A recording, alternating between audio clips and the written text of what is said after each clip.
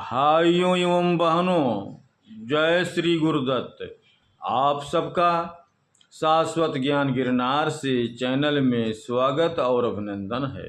भाइयों बहनों, पुराणों की कथाओं में सुखदेव जी का नाम ज़्यादातर उल्लेखित होता है। सुखदेव जी कौन थे और क्या है उनकी कहानी, आओ हम जान। सुखदेव जी महाभारत के रचयिता वेद व्यास जी के पुत्र थे। उनके माता का नाम वाटिका था। कहते हैं कि भगवान शिव पार्वती को जब अमर कथा सुना रहे थे तो पार्वती जी सुनते सुनते निद्रा में चली गई और उनकी जगह सुख मतलब तोते ने हुंकारी भरना शुरू कर दिया। जब भगवान शिव को यह बात ज्ञात हुई तो वह सुख को मारने के लिए उसके पीछे दौड़े तो सुख भागकर व्यास जी के आश्रम में जा पहुंचा और फिर उनकी पत्नी के मुख में घुस गया। शिव जी पुनः लौट गए। यही सुख बाद में व्यास जी का अयोनिज पुत्र बना। कहा जाता है कि सुखदेव 12 वर्ष तक माता के गर्भ से बाहर ही नहीं निकले। भगवान श्री कृष्ण के कहने से ये गर्भ के बाहर आए।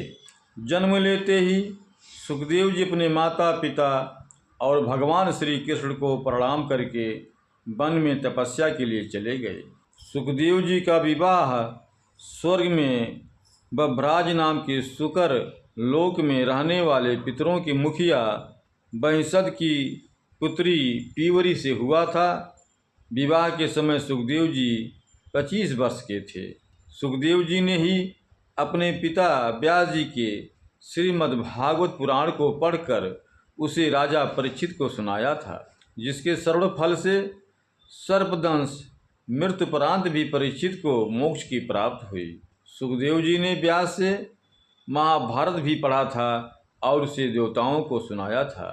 श्री व्यास के आदेश पर सुखदेव जी माता सीता के पिता जनक के पास गए और उनकी कड़ी परीक्षा में उत्तीर्ण होकर उनसे ब्रह्म ज्ञान प्राप्त किया।